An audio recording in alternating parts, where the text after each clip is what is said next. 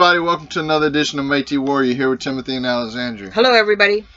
And so today we got special guest Coran Pruden joining the show, where she's going to be talking about the breaching of bylaws and conflicts of interest out in Alberta. Also, there's been a lot of people from Alberta contacting us about this and that. Well, you need to stand up and let your voices be heard instead of just contacting us and saying that y'all don't want to go on record. Carl's from our last show, of course, he's went on record. Coran's always been outspoken and she's been on record.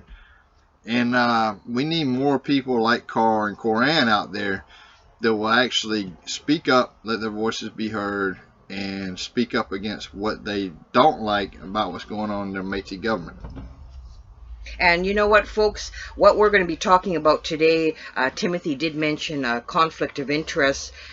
We're talking about the Métis Nation of Alberta, specifically when Coran Pruden talks is Region 1. And it's interesting when you see particular special resolution number 3, and they say that near the bottom of that, hold office as a full-time position and not be employed elsewhere during the term of office. And you do have apparently what we've been told, and you'll see as well, Jimmy Cardinal is the president of Region 1 Métis Nation of Alberta, but also he's on a radio station. So he's, instead of dedicating time full-time to what he's supposed to be doing, he's involved in a radio station. And we're going to go into more. Coran will mention as well Jason's Mobile Steam Limited, and there's a conflict of interest there.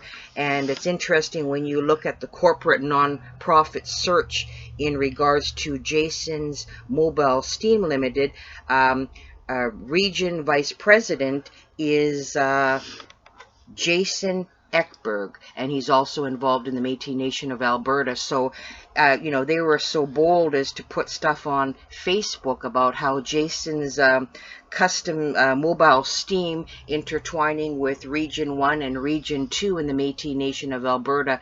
And if that's not conflict of interest in black and white, I don't know what is. And it's important for our listeners to know as well that Coran has gone on the record numerous times speaking truth and trying to get the message out. And as Timothy said, there's a lot of people in Alberta know what's going on, but when it comes down to the crunch and wanting to be put everything on the record and out there for other citizens to be aware, there's that stifling up and fear of intimidation. There's also threats, harassment, and lawsuits that get thrown your way. But there's also hypocrisy, because we spoke to a guy who, you know, specifically about Audrey. We know that this individual has been actively trying everything they can to put all this information out against Audrey. Well, when we talked to this guy on the phone, wow, I mean, good God, man. His whole thing was, well, he doesn't have an axe to grind with Audrey, blah, blah, blah. And we're not going to say who this person is or give their name, but it's frustrating because that's just one example out of many. Because technically, if you don't have an axe to grind with Audrey and you don't think that she should step down from office, then why in the hell are you posting stuff on the internet that obviously appears different than what you told us? So there must be an agenda there that we don't really know about at this point. I don't know what it is. I got some ideas on what it might be, especially with this one guy. But with the other people that have contacted us, similar situations, they do want Audrey to step down. That would be the difference between the gentleman that we're referring to and the other people. It's just that they're afraid to come on record because they're afraid of retaliation. And you know, I think it's very important too. I mean, you'll see again in black and white, and this particular posting that was on Facebook appeared June 23rd, 2019, and it's Jason's Mobile Steam Limited, and they're so bold to say welcome to our new business partner, Region 2 Métis Nation of Alberta. I mean, that's an extreme conflict of interest right there. And I mean, the corporate, again, nonprofit search clearly shows you that Jason's Mobile Steam Limited, it's a sole proprietorship, and Jason Ekeberg is involved in that. So you're using a company to and intertwining with the Métis Nation of Alberta Region 1 and Region 2. And again, it clearly says that when you hold office as a full-time position, that you're not to be employed elsewhere during the term of your office. So obviously, breach of bylaw, extreme conflict of interest. And I mean, again, well, let me play devil's advocate for a moment here, okay? Because the bylaw says that they can't be employed anywhere, right? Am I right? That's right. Okay, but this guy owns the company. Am I right? That's right. And he's using his company Yeah. to create business with Region 1 and Region 2, conflict of interest. Then you have James or Jimmy Cardinal, who is on the radio station of CFWE, and he apparently, what Coran has said in other sources, that he's on at the radio station during business hours when he should be running the region, and he's still on the radio of CFWE. So that's having employment elsewhere when you should be dedicating it Right. to your position. And I want to go back to the mobile service for a moment so I can finish my thought on that. The okay, so the technicality could be that he's saying, well, I own the company, I'm not employed there, but that could be, if you're playing devil's advocate, something he could come back with. However, when you own a mobile service like that, you got to look at the fact that your customers are employing you, so it's still being employed elsewhere because they're contracting your company. Am I correct? That's right. So even if you try to throw in that technicality or loophole, then and I don't even know if it exists or they cover it. In other words, in the bylaws, even that you can't own another company. But obviously he's making money from this other company, and I think that's what the intention is, that in his customers would be the employers, pretty much, so to speak, of this guy's company. So, well, it's a sole proprietorship, so right. That means that he's involved hands-on with all aspects of the company. And then you have Jim Cardinal at CFWE, and actually he's the host, and he works, this is his schedule, he works weekdays 11 to 2 p.m. So that's during business hours, Yeah. that he should be dedicating to what he's supposed to be doing in Métis Nation of Alberta Association, not working full-time at a radio station 11 to 2 p.m. That's 11 in the morning? Yeah, 11 to 2 p.m. And that's considered full-time, because that's like 3 hours.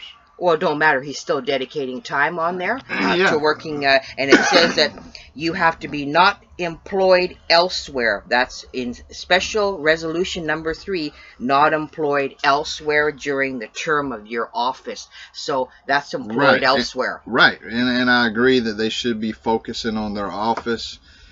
Again, you could look at it like, okay, elected officials who plan on not violating term limits and who plan on doing other things after their term is over, then they would probably want to structure something so that they did have a future outside of that board at a later date. I get that.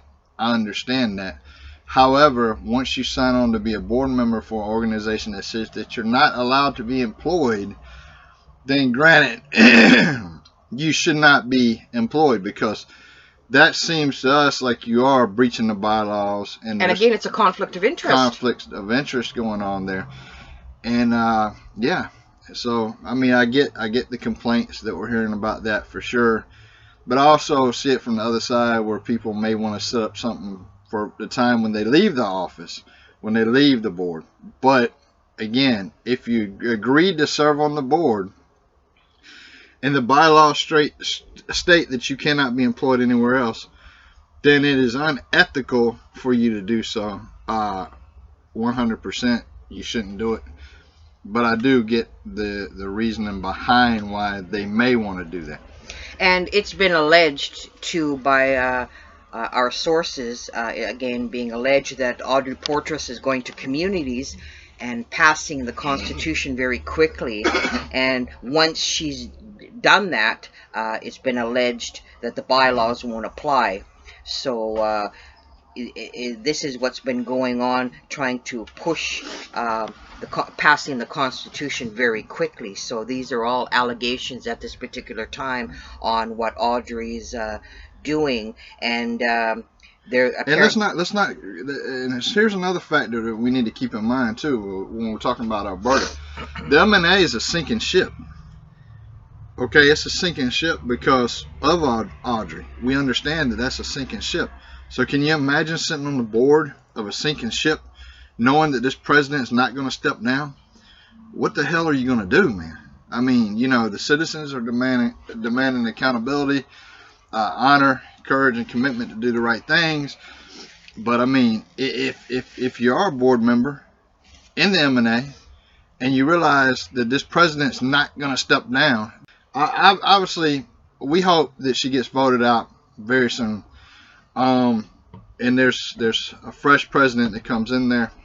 And you know what, folks, it's also, Coran will go into this in more detail in regards to the Metis Judiciary Council, in regards to not enforcing different complaints. And apparently she'll go into detail where she filed complaints for both of the leaders were sent in August 17th, 2020, same day, and she's still waiting on one of those. And it seems like, from what we're being told, again, this is allegations, that the MJC gets paid, I'm assuming, from it's been alleged Audrey Portress. They write the checks for that. So there's a concern about MGC not doing their job in regards to being the judiciary arm and not enforcing things. Again, Métis Nation of Alberta Association, total lack of leadership, conflict of interest,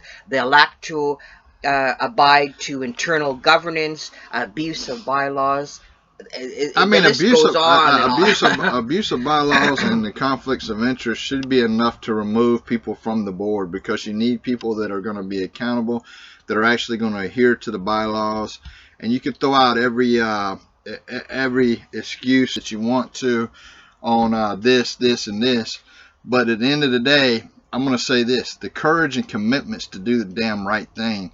And if you are on a sinking ship, you go down fighting to try to make sure that the ship stays afloat, so to speak, and you don't sit there and focus your activity on other things. That's cowardly. That is not true adhering to the bylaws. That there is conflict of interest. The citizens are pissed off because of the things that's going on in the MNAA, and people that are committing these breaches of bylaws and having these conflicts of interest, they should be stepped down immediately. So make no mistake about what I was saying in there. I can understand some of the excuses that they're going to throw out there. However, if you're there to serve your people, be a true damn leader and serve your people. And obviously, it seems like their interest is in other things. And one of them's interest is in radio, the other interest is in mobile steam cleaning. Then you're not a leader there to serve your people. Go do the damn steam cleaning and go be on the damn radio, and let somebody else be in those seats that's going to serve the people. Again, extreme conflict of interest, breaching of bylaws, abuse of the process, and it just goes on and on and on. So we're hoping that many people in Alberta will be empowered by Coran coming forward again to speak truth, that other people will step forward and say this is not right, it cannot be allowed to continue. And there's power in numbers, folks, really is. Exactly. And so there's power in numbers. We understand that there's a couple of events that's being organized right now, and so we understand that people's voices are going to be heard loud and clear. And so The citizens are pissed off. Audrey needs to step down. These board members that want to do other things and not lead their people, it seems they damn sure need to step down. And you know what? There's no shame in it. I mean, yeah, okay. Just give up your seat because you want to have a mobile steam company. Just go ahead, give up your seat, go clean. Just do the steam cleaning, whatever. For the other guy that wants to work 11 to 2, which is in the middle of a damn work day, in normal work day, it seems. And I don't know the office hours out there in the MNAA, but it is 3 hours. But I'm sure there's more than 3 hours involved in that because you have to have the time to get there, I guess, the time to leave. I mean, I don't know all the details around it. I'm just assuming here. But there would be other times, I think, involved into that 11 to 2 that's outside of that 3 hour scope. But go do those things and stop trying to be a leader for the people in Alberta. Y'all failed, man. The MNAA's failed the people of Alberta. Let's be honest. And that's why it's sinking right now. And that's why people are going other places. We said that Audrey could change. We have not seen the change at all. Not for shit have we seen Audrey change. And so let's understand that people are jumping ship because of the fact that there's a lot of conflicts of interest going on. There's a lot of breaching of the bylaws going on. And eventually the MNAA is going to crumble if you don't get new leadership up in there. And you know what? Before we go into the interview, I think this is very, very important. And this is one of the prime examples of what happens to Métis Nation of Alberta citizens when they ask questions and want truthful answers. And I'll just read a portion of what James A. Cardinal, who is the president of the Métis Nation Region 1, said and about Coran. And she must stay away from the Métis Nation of Alberta Region 1 office. Apparently, it's been alleged that she's been harassing James Cardinal for asking legitimate questions, which is, in my mind, I mean, if you have a citizen asking questions, wanting to see paperwork, it's not harassment. And it says that she'll no longer be permitted to attend any regional council meetings. So you have a citizen that can't attend meetings. And not just that, but you know, and so this goes along the area of what I call damn corruption. Oh, apparently that was James Cardinal's recommendation against Coran, but the MJC did not enforce it. So, I mean, he tried to, when a citizen is trying to speak out about corruption, that's how it's been alleged that a lot of leaders throw all these legal technicalities at people to scare them, intimidate them off from asking legitimate questions. I mean, that guy don't need to be on the board. Period. I mean, to me, if I was a citizen in Region 1, I'd say, okay, is there a reason why you have to be a host on a radio station between 11 and 2 and you can't dedicate your time for working as the Métis Nation of Alberta Region 1 president? What's up with that? I mean, everybody has the hobbies. Bylaws say you can't. If you can't have a job, be employed, then you shouldn't be employed. You're breaching your own damn bylaws. If that's what they're saying, then yeah, you should follow what they're saying. And you know, we don't know if there's been an amendment to that or not, but not from the information that we've had sent alleged so far. Right. So here, take a listen to the interview with Coran. Okay, we have Coran Pruden joining us on the show. Welcome to the show, Coran. You're here with Timothy and Alexandria. How you doing today? I'm doing fabulous. You know what, Coran, I want to say to you and to all the listeners out there that it's really refreshing to have a strong Métis woman in Alberta, and I wish a lot of people would follow your lead and have the courage and have the guts to step forward, because a lot of people are just sitting there you know, thinking, well, I'm just going to let all this go on, because really there's so much turmoil going on in Alberta, so many people playing both sides of the game, and I think it's really shameful. And I really say kudos to you as a strong Métis woman for having the guts and the courage to do things that everybody in Alberta should be questioning and asking hard questions and should be getting some truthful answers. So I commend you, and like I said, you're a rare individual that is up there on the front lines while everybody's sitting by and maybe enjoying some bannock and tea and just watching the Métis world go by. Well, regardless of what leaders has a seat, if it's provincial, whether it's regional, whether it's local, they're obligated to serve us. We are the collective. Our names across Alberta make up this collective, and their job is to serve each and every one of us, not treat us or violate us or laugh at our name or laugh at who we're related to or deny us our collective rights or whatever right.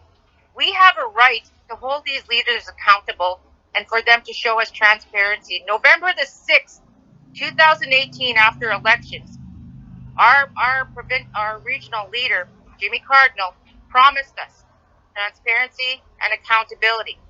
He did it for so long, and I don't know what changed in him. I had faith in him for a little while, and then all of a sudden something changed. I don't know what changed. I'm not going to sit here and call him down or whatever. I just believe there's a lack of leadership and a lack of I guess you could say, promoting transparency and accountability, and actually educating the people on what a collective right truly means. That means that everybody, the 4,000 people in this region, are entitled to hear what's going on in these regional meetings. They should be informed. These meetings that they're having, they should be public.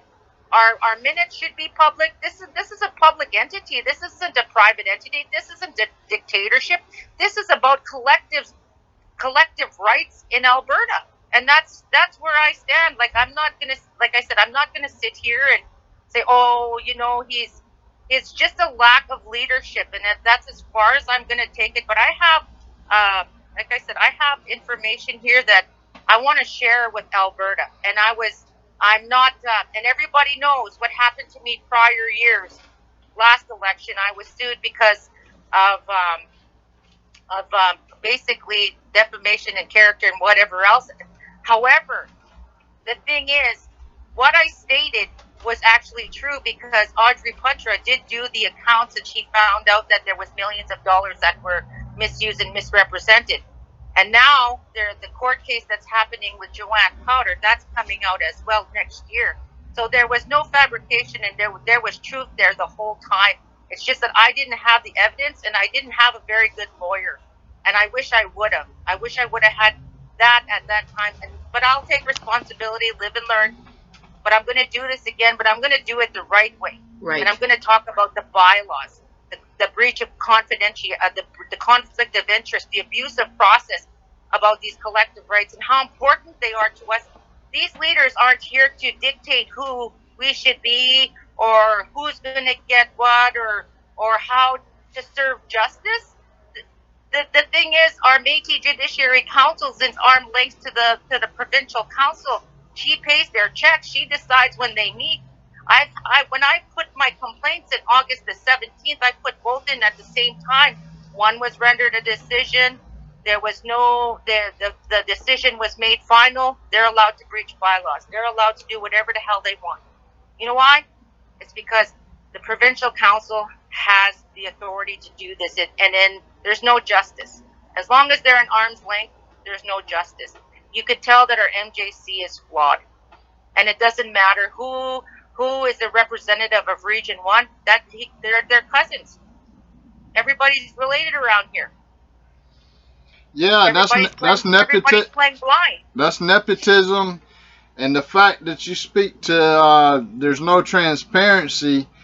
That's a huge issue, and you know what? It always comes to the financials. Like if money was not involved, I guarantee you there'd be 100% transparency. The minute that money becomes involved, now everybody doesn't want to be transparent. Where the hell is all this money really going? What's really going on? and you're talking about bylaws and nepotism. And as Carl said in the last show, he was talking about favoritism. And that's not how you run a government. That's just, you don't run it that way. And to me, and for a lack of a better word, you'll see this in a lot of Métis organizations across Canada, that people get into a particular office, a region, a local, an executive position. They get in there with the very best of intentions. I'm going to do this. I'm going to make sure there's transparency, accountability. And then in their behavior, you'll see a shift. And I call it turning to the dark side. And there is like an abrupt stop where the transparency stops, and it's just like they're being manipulated, or who knows what's going on behind the scenes, but you'll see a dramatic change in their behavior and how they conduct business, whether it be their local or executive. And you see that in every single organization. There's not one organization that I've seen that hasn't happened, whether the money, the power goes through their, goes to their head. They're promised this and that to do these particular things. And it's actually scary when you think about it. It's almost like they become a different person. And Coran, you brought up a lot of different issues in there, and one of them that you brought up was bylaws. So let's focus on the bylaws for a moment. Can you tell us? Okay, so go ahead. I'm gonna just I have some notes here that I want to read, and there's 3 pages. So I'm gonna read off my notes because I wanted to clarify in detail exactly what I would like everybody to hear and listen to. And then some of my concerns are regarding conflict of interest, joint ventures, lack of leadership, and the fact that our provincial president, Audrey Puttra, turns a blind eye to it, not only in Region 1, but throughout the province. I felt so strongly about these issues that in August of 2020, I filed 2 separate complaints to MJC reached on Region 1, Jimmy Cardinal, and Vice President Jason Ekeberg. With respect to the President Cardinal, my complaint was regarding the fact that he was not living in Region 1, but rather in Region 2, and that he was also contravening our bylaw 44.1g, which states that regional presidents hold office as a full-time position and not be employed elsewhere during the term of the office. MJC was given evidence by head office staff that he was in fact residing in Region 2 and was a host of CFWE every day from 11 till 2 p.m. Unfortunately, MJC did not find any issue with the obvious conflicts, which is not surprising considering President Puttra and Provincial Vice President Dan Cardinal cut the checks for the Judiciary Council, which proves they are not at arm's length. Regarding the Vice President Jason Ekeberg in Region 1, who I also filed a complaint against on August of 2020 and have still not heard anything from MJC to date. My complaint surrounds his joint ventures with Region 1, 2, and 4 with his business, Jason Mobile Steam Vac, in which he is sole proprietor conducting business at the regional office with Region 1 President Jimmy Cardinal, and using his position to promote his business and giving industry the perception that it is sanctioned by regional council, which is dangerous because it diminishes our consultation process amongst other concerns.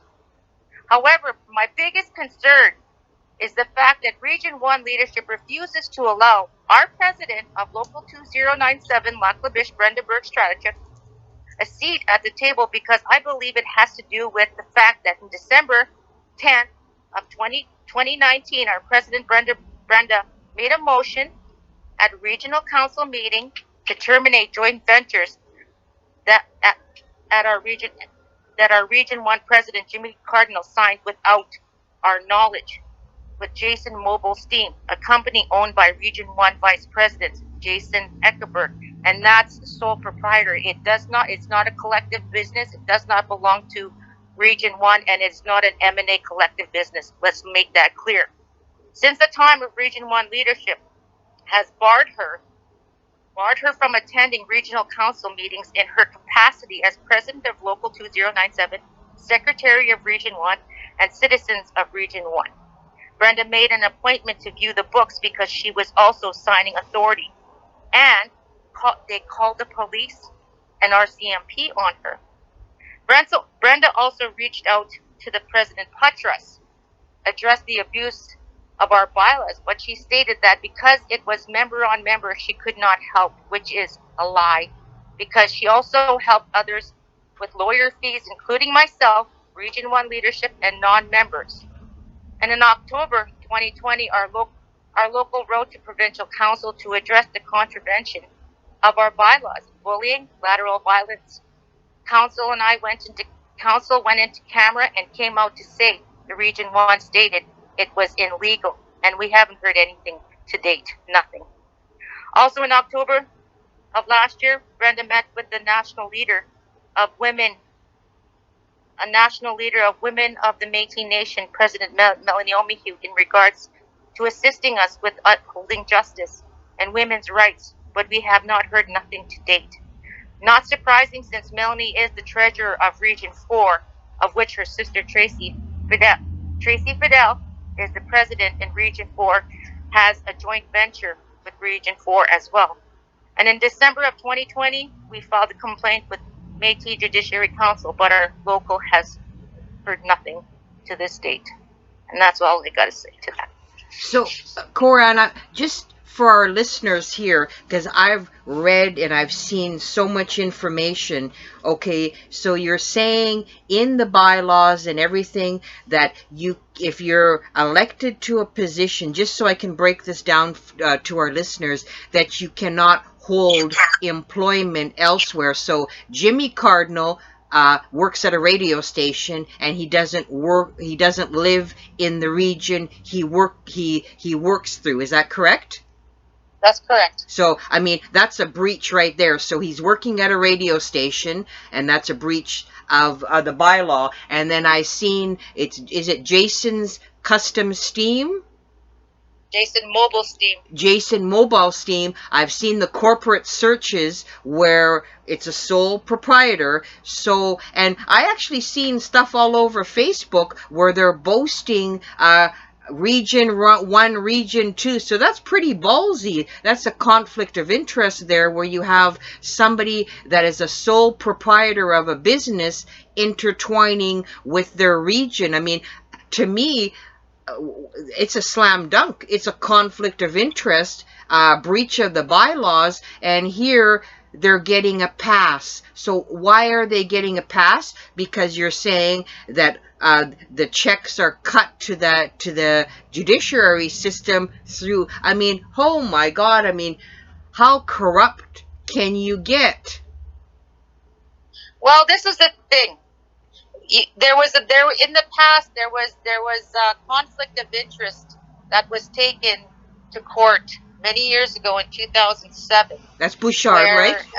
Yes, Bushy. And I have respect for him, even though his family and everything, even though what he did, and I think all is I shouldn't say all is forgiven, but I do have a lot of respect for him because he did do a lot of good things for a lot of people.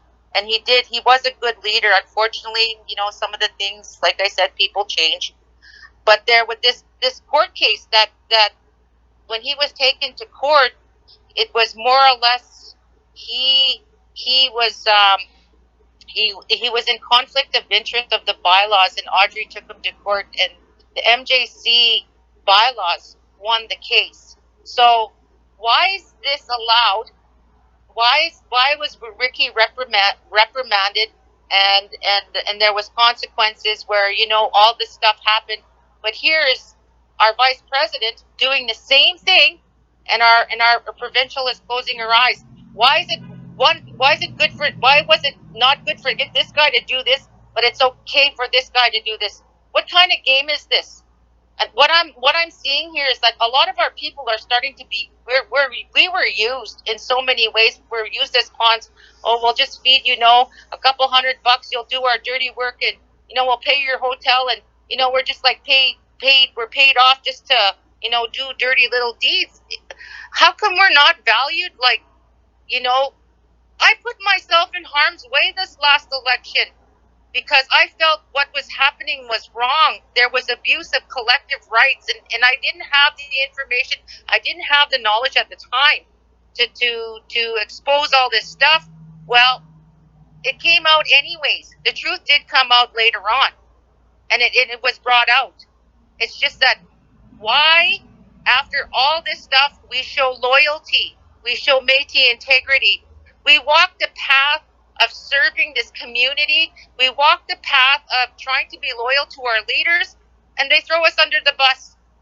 There's no value, there's no human rights or collective rights, inherited rights to a person, because that person, oh, well, you know what, this person is a troublemaker, she's a radical, she's always airing out her dirty laundry, and then they'll throw in some Cree words and whatever else, Muxtaguan, and, like that, and it's belittling. Our women in Region 1 are very abused. To exclude the elected secretary from the executive council meetings because it's a personal vendetta, because she terminated the joint venture contract on December the 10th. That was the last meeting we had. And this personal vendetta is, you know what? Since I'm your leader, your local is no longer allowed to come to the meetings.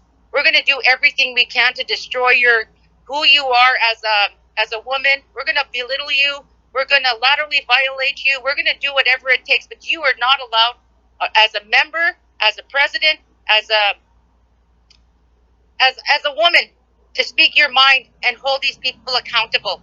This woman has been one of the longest standing locals for 25 plus years, and one of the most, respected women in Lac-La-Biche.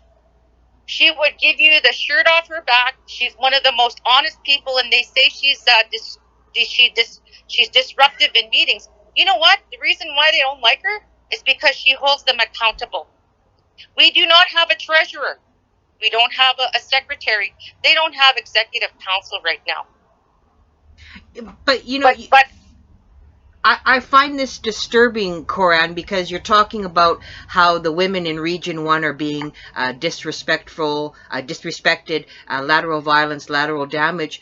Then my question to you and to everybody in Alberta, why is Audrey, the president of the Métis Nation of Alberta Association, standing there and doing nothing?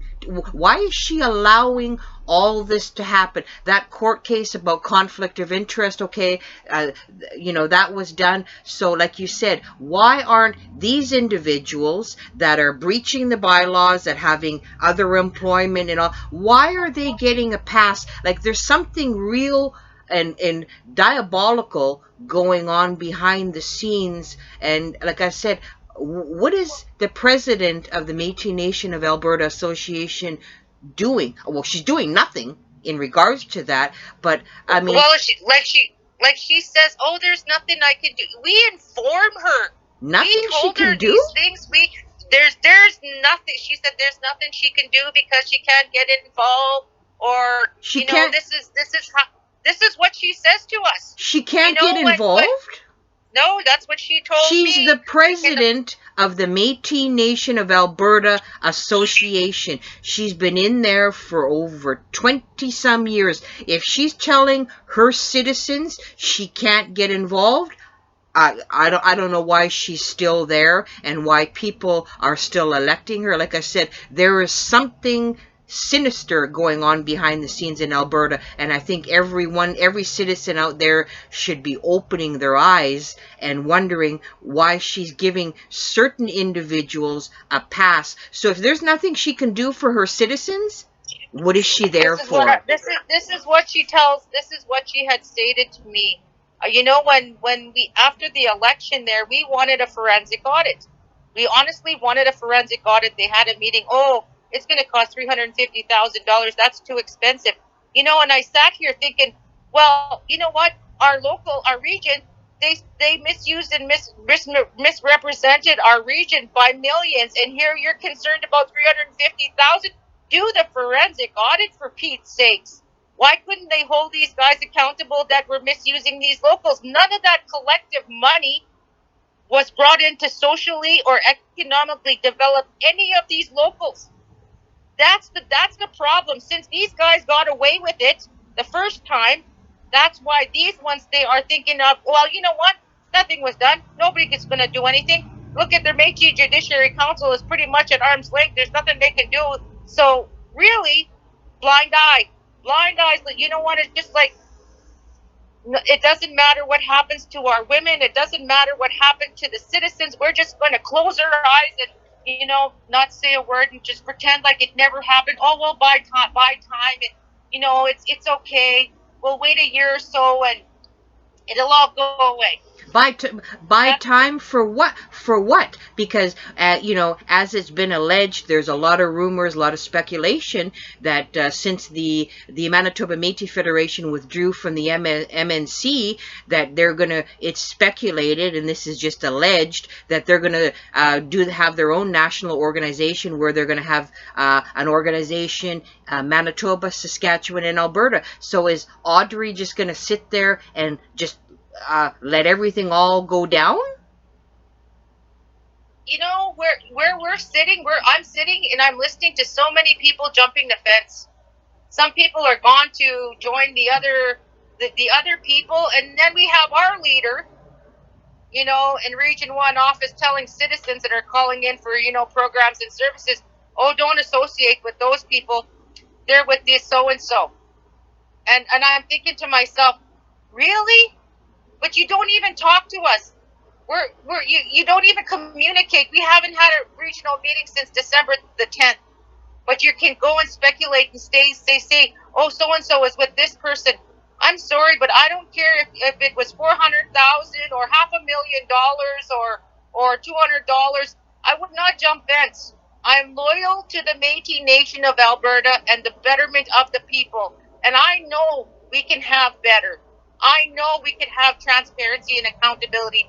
There should be open book. There should be, you know, meetings where we shouldn't be, you know, ashamed to go to a meeting or ask questions. Oh, our leader don't like you. Well, you know why he don't like you is because you spoke up and asked questions. That's bullying. That's a way that they try to control you. And they think, okay, well, we gave out COVID money. There's our votes. Well, you know what? There we go. People are going to be loyal to them because they serve COVID money. Well, you know what? As a citizen of a nation or an organization, you have a right to ask any question without being abused, bullied, intimidated. But you also have a right to get honest, legitimate answers, and whatever the amount for the forensic audit, it wasn't the monetary amount they're afraid of. They are afraid of the truth coming out. And I want to say this. Let me say this too to all the listeners and all the voters out there in Alberta. Anybody that's president of the MNAA will have given you COVID money. Do not allow someone to buy your vote by giving you the money they're supposed to give you anyway. They're not giving you money from their personal damn bank account. They get this money because, as Coran's saying, of the collective, they're getting the money from the government, so that money belongs to you anyway. They're giving you what's yours. So they're trying to buy your vote with your money. It seems that's what I'm hearing here, is by using money. Oh, well, yeah, then we can just keep these people in. No, let's get a little bit of damn common sense out in Alberta for a moment, and please wake the hell up. Audrey's been in there too long. She needs to be replaced. Bottom line, she's got to be voted out of office. It's you, the people, that make the damn decisions. So if the members of the MNAA keep Audrey in the MNAA, then MNAA is actually going to become extinct like a damn dinosaur and go away, and another organization is going to come in and take over, and there you go. But if you love the MNAA and you want to stay in there, you need a new president. Well, it's almost like Alberta, the Métis in Alberta. It's like a Bermuda Triangle, where things get lost and things disappear, and people figure, like you said, let's wait till next year. Wait for what? We have people that are not getting the services, the answers. Like, I even know people in Manitoba, when it came to COVID money, they didn't get COVID money, and they should have got it from the MMF. So this COVID misrepresentation seems to be happening everywhere as well. But I think people that are just sitting in Alberta, not wanting to do or say anything, there's got to be a reason. And I really don't have respect for people that don't want, when wrong is wrong, right is right. Exactly, and that's how I feel. Like, the thing that bothers me is we have not had an annual AGM, yet the financials were passed. Conklin, same thing. They just had their elections. The financials were passed before they could actually have an AGM. there's so many things. They had an election. From what I'm told, there was people there with no MNAA cards, and there was some there that voted that have status cards. So, and nobody, it doesn't matter. It doesn't matter what you try to bring. You bring up, these SASH corporations. We bring this up and we try to address Audrey, and she's just like, oh, there's nothing I can do. There's nothing I can do. It's just got to, it's just, to me, it's like, you have that seat and you've been there for 20 some plus years. You know this system better than anybody else. I think it's time for, I'll be honest, it is time for change. And as much as she did help me, which I am grateful for, and I will never, I'm not going to say anything negative. It's time for us to have some kind of change where our women are valued. We're not here to be pawns for her, to get information, to throw it around and then use us and then throw us under the bus. That's not valuing our women. These so-called, women advocacy, New Dawn, I would never go there and ask for advocacy because they would just laugh at me. I would never go to Melanie O'Meara and ask her for representation or legal anything. She'd probably laugh at me because I am not part of their clique. I am not part of their group. I'm just a Métis with the voice. I'm just Métis. That's it. I'm nothing to them. I can't bring in money for them.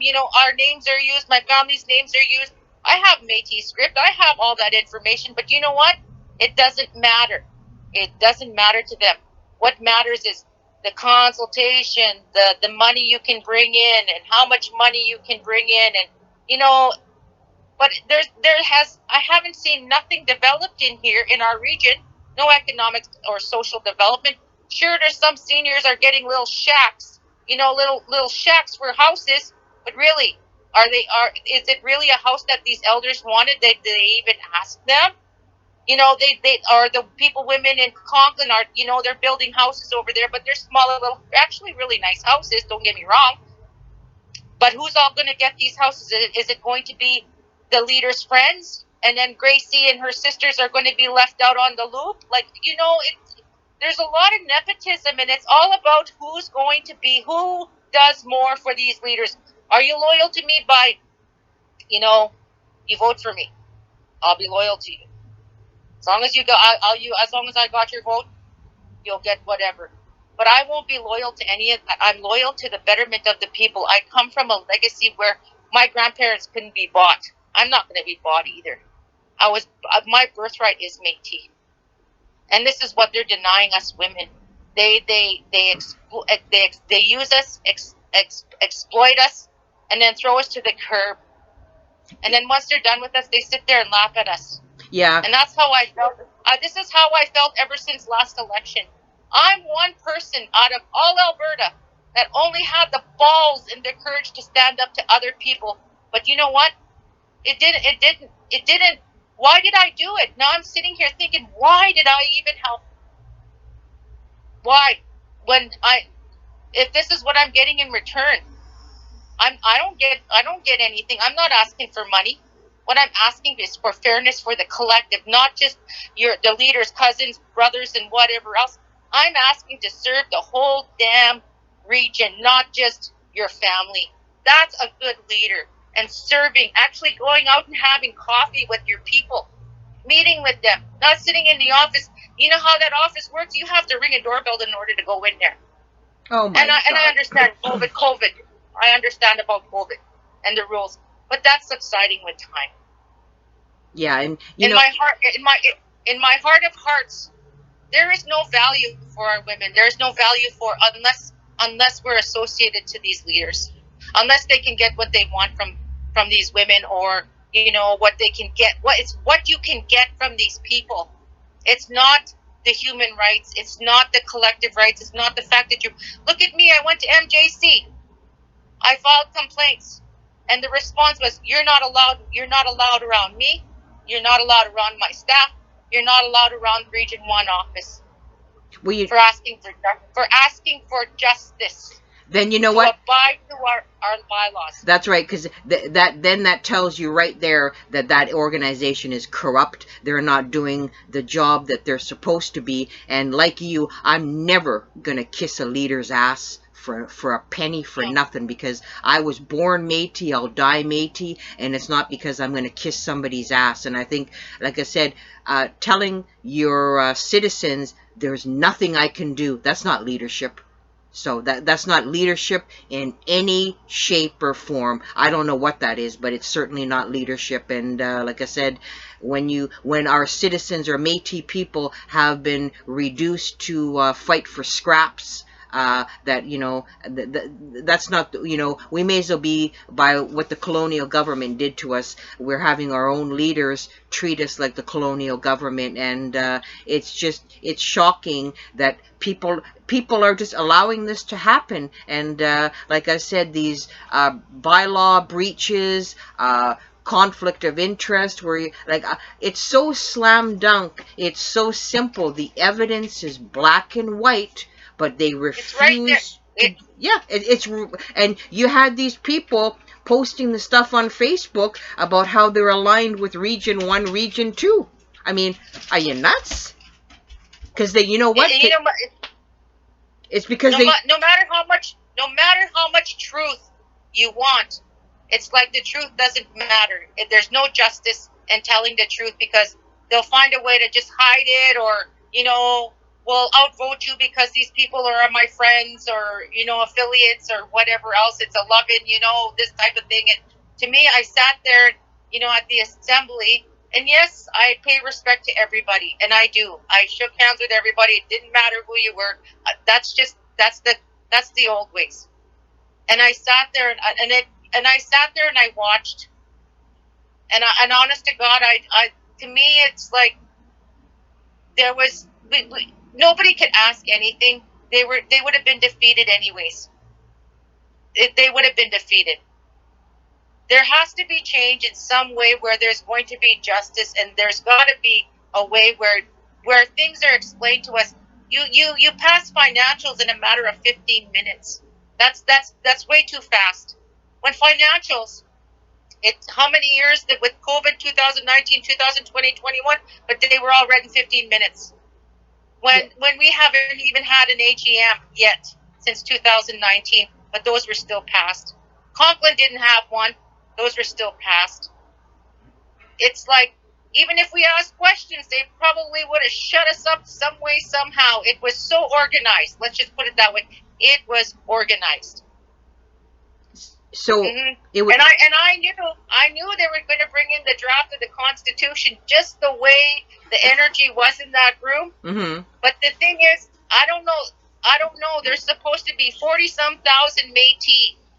Why can't we have an assembly where those 40,000 Métis all attend an assembly, and that's when we have a vote, and that's when we have answers. That's when you get everybody's vote. That's democracy. Exactly. Then they couldn't put that thing on the sly in 15 minutes and just slide that through. Like you said, it was streamlined, well orchestrated to go down in, some of the stuff in record time. And I want to just stress too that you did say that Audrey has helped you in the past. We're not saying that she's never helped anybody, what we're saying is, and this is just logical, pure damn common sense. If you have a democratic organization / government, what you need to do is limit. There's got to be term limits on there. She's been in there too long. She's done got set in the ways. And the thing is, you need a new president in there.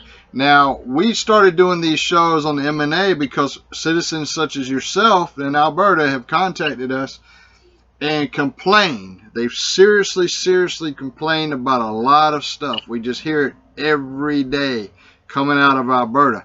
And we hear all the complaints, but very few people come on record. I mean, you came on record, Carl comes on record, but it seems like people, when it comes time to coming on record, they just don't want to do it. So the time to come on record is the time when you cast your vote. You have to cast the vote for the new president of the MNAA. We're not saying that Audrey's always been a horrible president for the MNAA. What we are saying is she's not the right president right now. It's time for change. And I honestly believe change across Alberta. We need some younger generations to come in there and actually create a judiciary council that are even young lawyers, lawyers out of the University of Alberta that are willing to, enforce the laws and create these laws that are going to serve our citizens and our constitutional rights, not abuse us and treat us like we're, discarded slippers after once we get what we want from you, then we're going to just throw you away like discarded slippers. I heard that so many times by the elders when I was campaigning, and it just killed me, and it hurt me in so many ways. That's the reason why I got into so much trouble, is because I actually listened. And there was days when I'd leave these meetings and I was meeting with people when I seen, people living in a house of 19 family members and, elders saying, nobody cares about us. It's only about it, they only want our vote. But then after that, they forget about who we are. And I see that. Oh, yeah. I see that across Alberta. You know what? And another thing that bothers me, Coran, and I'm sure, I hope it bothers a lot of other people, and I'm certainly not referring to you in any way, shape, or form, but when you have individuals out there that have evidence about severe wrongdoing, misconduct, misappropriation, and they're sitting on it. And I'm not, and we've spoken to somebody recently, and it's really, I think it's very disturbing, and I don't know what their logic is for sitting on information or whatever, but it just gets under my skin, because like you again, my grandfather always taught me, never sell yourself for any amount. You are who you are, and don't bend your morals, your moral compass for anybody. And I refuse to be bought too. I don't care if it's $1 million. They can shove it up their rear end, because I am who I am, and I'm not going to be somebody's pawn and be manipulated. But there's people out there that have severe damning information, and for whatever reason they're suppressing it. And I know there's fear out there, there's intimidation, lawsuits, and all this stuff, but I don't think we're really gonna start to heal. And now with Métis people across Canada, it's historic times happening now, where we see a shift with the MNC, changes coming. There's a lot of things at play, and I think now is the opportune time for people to step forward and say, look, I got this here, and the more people that speak the truth, there's power in numbers. That's correct. That is so correct. How our Region 1 works is they favor certain locals over other locals. Like Fort McMurray is very well established. That local works really hard, and I totally understand. But they favor that local because of the votes. They can get their votes from over there. But if it's our local, they can't be bothered. They'll oust you. They don't want us because we're smaller local. there's other locals in this community that, when these 11 communities signed agreements with this pipeline company, Suncor or Syncrude or whatever it was. Yeah. Our locals in Lac La Biche, in our region, weren't even included. And we have the largest collective in the region.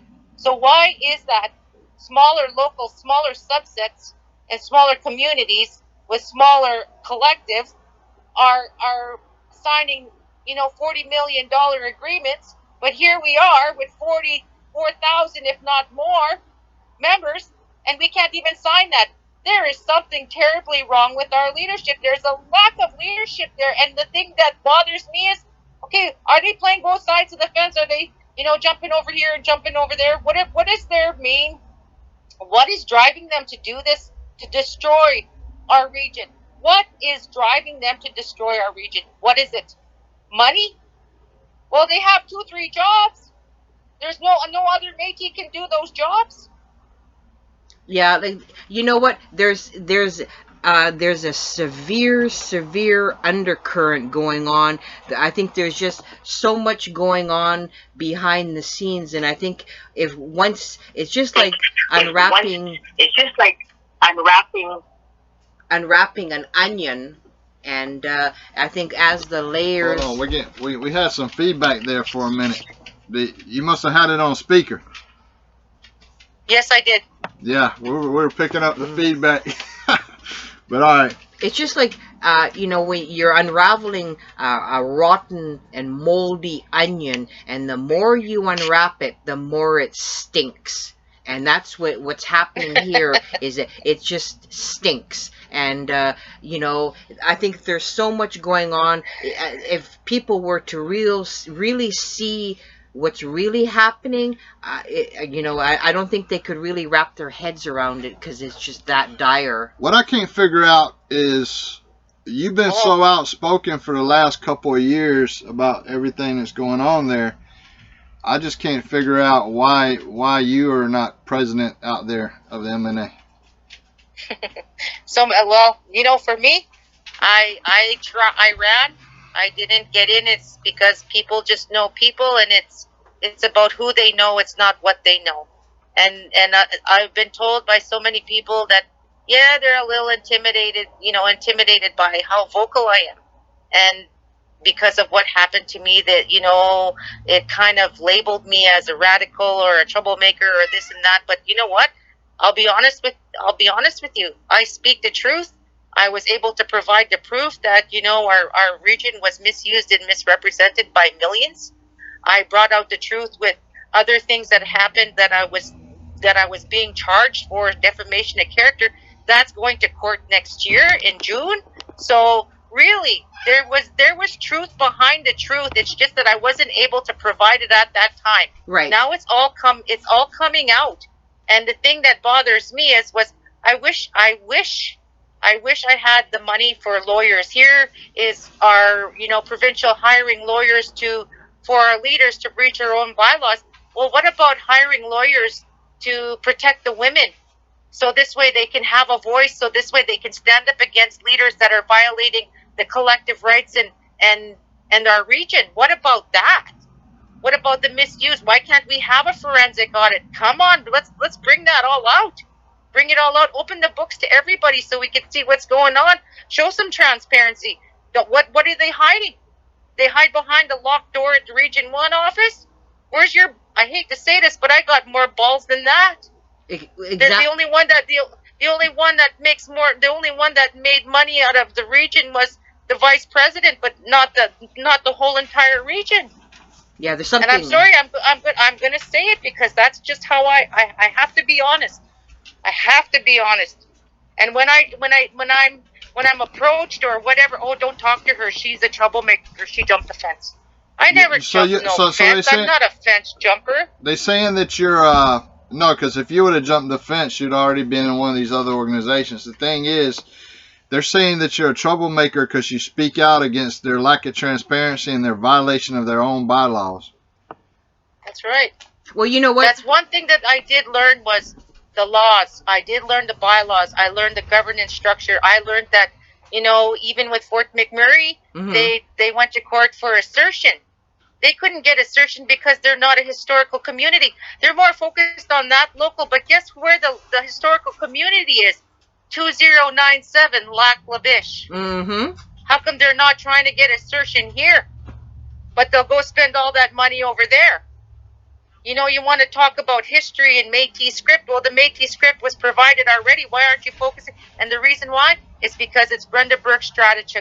And that's the reason why that they don't want to do anything, is because she's been the longest local. When all this stuff happened, when with the court case and the conflict of interest in 2007, guess who was the vice president at the time? And she was the one that got the Region 1 office back for the members. She stands for the Métis people. She stands for the history, the culture, the traditions. This woman, you know, I sat here and I watched how they ousted her over the years, like interim after interim after interim leaders, and she pretty much stands up against them, and she advocates for the Métis collective with industry for everything, and she goes by these bylaws. That's why they don't like her. Well, that's right. Because And I learned from and I'll be honest, she is the best, and I learned from the best, and I'll say that. And I hope you're listening, But Brenda, hold on. I honor you. Say her name. Brenda Burke Strategic. Okay, because I want people to know that you're talking about her and not about Audrey. No. Well, I don't know what happened. You know, those two used to be so close. Brenda was loyal to her right from 20-some years ago. There was always a collaboration. There was always communication. And then I don't know what happened. Now there's not even, you know, there's no loyalty is not valued. You don't Her sit loyalty there. to the Métis Nation is not valued by Audrey, or what I've done is not valued by Audrey, or what any woman that stood up against anybody is valued. But here's So the that thing. tells me what the hell is wrong with that picture, and I'm sorry, I had to just say that. But here's the thing. It's the Métis Nation of Alberta. It is not the Audrey Nation of Alberta. And so she is willing to take it down in order to keep anybody else from being president there. She is willing to watch the Métis Nation of Alberta be completely destroyed. And that is selfishness, that is vanity, and that is greed. Well, like I said, I'm just a woman, Métis woman, being vocal about what has happened in our region, and that's the best that I can do. And I swear, this has not. I'm not trying to be vindictive or a radical. I want justice for our women in this region. I want them to have a voice and not be intimidated by these men that are in leadership, or Audrey or Daniel, or them coming back and trying to box our ears off later on after this interview. Are they what am I going to have to deal with after this interview? Now here's the thing. You know, really. And here's the way I feel. I feel that Audrey thinks that it's literally all about her, and these people think that it's all about them. This there on the board. I don't feel like that they think that it's about the Métis people and the good of the Métis people, because you mentioned locked doors before. If you have a citizen that has questions or wants to talk to you, you should not be hiding behind a locked door. Your door should always be open to the citizens, because this is supposed to be a government. Not this is not their own little personal business. But again, we know that people are making money off of this, and they don't want to let it go. Yes, I totally agree. And I agree. And you know what, Coran? Like I said, since I've read the information so many times, and it even bothers me again. And it's just clear. It's the truth is hiding in plain sight, as they say. Jimmy Cardinal or whatever. I mean, you're not allowed to have a secondary job. He works at a radio station. He doesn't live in the region. The other one has a steam company that he's a sole proprietor. Like, it's just the truth is right in front of people's faces, and they're saying, yeah, this is cool, this is okay, they get a pass. Well, again, the deeper question is, why are they allowed to get a pass and not held accountable? Why is it that they don't have to follow bylaws, and they don't have to, have cases against, having a conflict of interest? So the people of Alberta should be asking in Region 1, why are these individuals getting a pass? It's like pass go on Monopoly, But there's a lot of people out there that's doing a whole lot of things that is not good, and they're just self-serving. Well, as far as I'm concerned, I just went with the bylaws, the conflict of interest, and how women are treated, and how I was treated, just for filing complaints against him and the vice president. And there was no justice served, and that's my biggest issue. Everybody out there in Alberta, you have a voice. They can use it. And if you want, file complaints. See where it gets you. I guarantee you there will be no justice for any of us, as long as it's an arm's length of the provincial signing the checks. She pretty much has control of that. So she decides when they meet, how they meet, and whatever else, by time. And, both of these complaints were sent the same day. They were sent the same time. Okay. And then another complaint was sent in December by a different member. And she has some other information there as well. December of what year? Sure. Pardon me? December of what year? Of 2020. Okay. Go ahead. I'm sorry. And I'm not too sure if she'd be willing to come on the show, but I can ask her. Yeah, ask her if she wants to come on the show, Coran. And because we're still focused on the Alberta situation right now, and we want to keep hammering that for a little bit. And do you feel like we've covered everything that we need to cover, or have we left some stuff out that we haven't talked about yet? No, I feel I've pretty much covered the pertinent issues that I've been wanting to address. Like, we haven't had a regional meeting since December the 10th, 2019. And since Brenda terminated and they voted that joint ventures was terminated, there has been a personal vendetta against Brenda and our local, and that's one of the reasons why she's no longer allowed to sit at executive table. And then Gail Gallup, she was voted out, so she was voted in as treasurer. She's no longer. I don't know. We don't know what's going on. Like, we're not informed. Everything is kept hush hush. And well, let me ask you something. To the people that don't know what's going on, do y'all think y'all might be wearing the wrong chapstick? Because they do have it in different flavors, and apparently Audrey and them must prefer a certain flavor. So I'm not sure. I'm not sure if people's wearing the right chapstick or not. All I know is I stand for the betterment of these collectives, and if being a collective is going to get us in trouble for asking these questions, then I don't know exactly what I've done wrong to deserve for being a member. Number two, I'm a woman. Number three, I'm the secretary of Local 2097.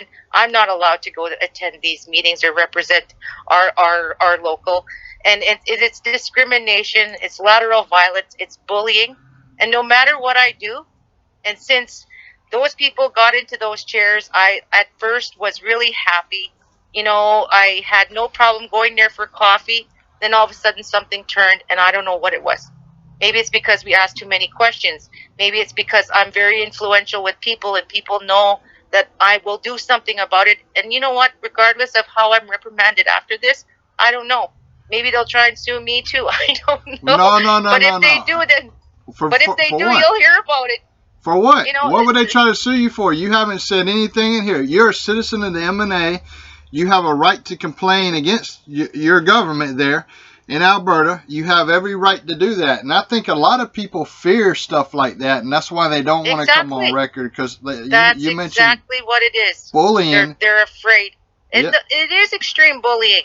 And there has been elders that have approached, that went to the office and were told, you have to sign this, you have to sign that.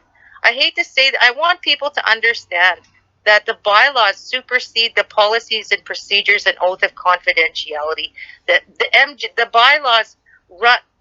The bylaws and the governance structure runs this province. Yeah. If judges across Canada are abiding to our bylaws in Alberta, Saskatchewan, BC, and Manitoba, they would abide to the bylaws, which is proof with Boucher's case. Yes. If they decided to take me to court, well, you know what? I'd probably win, because you know what?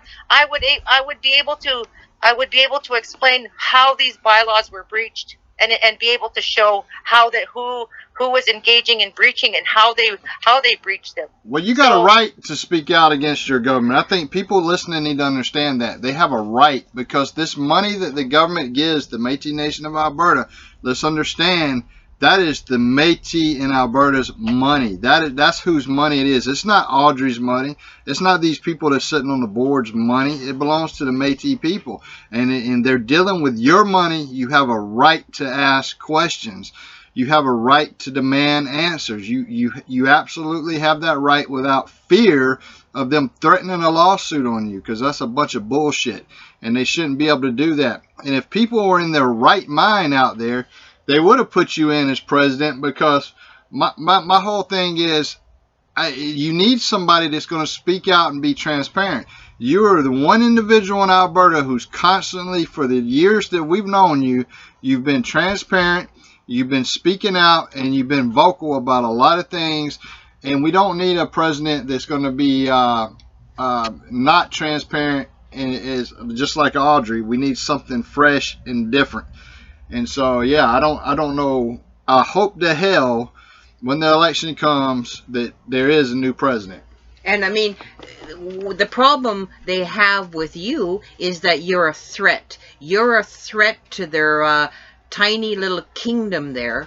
And the truth is always a threat to corruption, and they try and ostracize people for speaking out. And look what happened to the acting president of the Métis Nation of BC, Lisa Dawn Smith, when she just went through a citizenship challenge, and her own people, without even seeing her genealogy before even the Senate made their ruling, were calling her a fake Métis. I mean, lateral damage, lateral violence, like how disgusting, when a Senate hasn't even ruled. And I remember all over when they were having the election for the new MNC president, it was all over the meeting there calling her a fake Métis and all this. I mean, she's a strong Métis woman, and then even yet when the Senate found in her favor, still calling her a fake Métis. Now, those are the people that should be sued, is those that are actually calling people fake Métis. If people can prove that they are Métis, then those people that are calling these people fake Métis should be sued to smithereens. I mean, they should absolutely be sued for that, because that's serious defamation of character. Well, the same group of people in BC have numerous times called me a fake Métis. They've called me a fetus and a fake Métis. So well, they learn real quick. They learn real quick not to do that, because Alexandria's got Will Goudon and her family tree there. Don't make me throw up. So knowing that, they backtracked on that shit real quick. Well, they couldn't get their shit together. So you know what? When the truth comes out, I mean, people are just running around half-cocked, talking out of their rear end. They don't know what they're saying. They're like sheep following a Pied Piper, and I mean, it's just beyond ridiculous. Well, that's exactly, you just nailed it right there. Everybody follows the money. They don't follow the integrity, the main purpose of how people are as a character. Like, I know I'm judged by me being a radical troublemaker, but not one of those people have come and sat in my house and seen how my home is, or how loving my family is and my mom is, or my daughters are, or anything like that. Not one. But they'll call me down and say this and that, but that's okay. but none of those leaders ever came to my house to ever talk to me. And I did apply to the Métis Nation office for a youth coordinator, except Jason told me I was too old, so I said, my okay. God. They said you were too old. That's age He said I was, discrimination. What the hell kind of shit is that? Is that Mr. Steam Clean? Yeah, Mr. Steam Clean, yeah. He Told stated you I you was were too old. Wow, talk about age discrimination. I think he's been hailing too much of his steam there. He can't Yeah. see straight. That's age discrimination. Yeah, it's pretty funny, but I just kind of laughed it off. I knew they weren't going to let me in there because of the fact of who I am, because I'd be asking questions and I would want answers, and that's just how it is. But the thing that I've learned out of these last 4 years is the structures, the governance, that how our province is run, and the courts would favor our bylaws, and because they favored our bylaws with Mr. Bushi. They favored our bylaws when there was other incidences that occurred, you know, when if Audrey went to court against, you know, the opponent, there was issues there where she won. And I'm not going to say that was a bad thing, because it was. She just more or less had to show that, you know, there is somewhat some integrity in there somewhere. And I'm not going to say, like, I don't know where it is, though, if she's running out of it, but she needs to really look at the damage that's being done. And I am one person that has been dragged through the mud. Well, My we local always has been said dragged through the mud. we always said she could change, and we don't see that happening at all. That's why we say at this point it's time for her to step down. But you know what, Yeah. Coran, what happened to you should have never happened. And you know what, you can always run out of money, but you never run out of morality or integrity. You never run out of that. Well, you got to have it to start with. Well, that's right. But I mean, money always comes to an end sooner or later. But if you have those core values of morality, you're ethical, and you're fair, you're transparent, those never run out. So we'd like to thank Coran for joining us today. Coran, you've been definitely outspoken in Alberta, and you've been a warrior for the people out there, and we appreciate you joining the show. And you're always an inspiration, and if they could clone strong Métis women like you to use their voice, Alberta would be a much better place. It's always an honor. No, it's an honor to be on the show, and I'm grateful for your words and your kindness and giving me the opportunity to have a voice. And I have one recommendation, is for more women to, you know, don't be afraid to stand up and use the bylaws. Use your voice in a good way, but use the bylaws to back it up.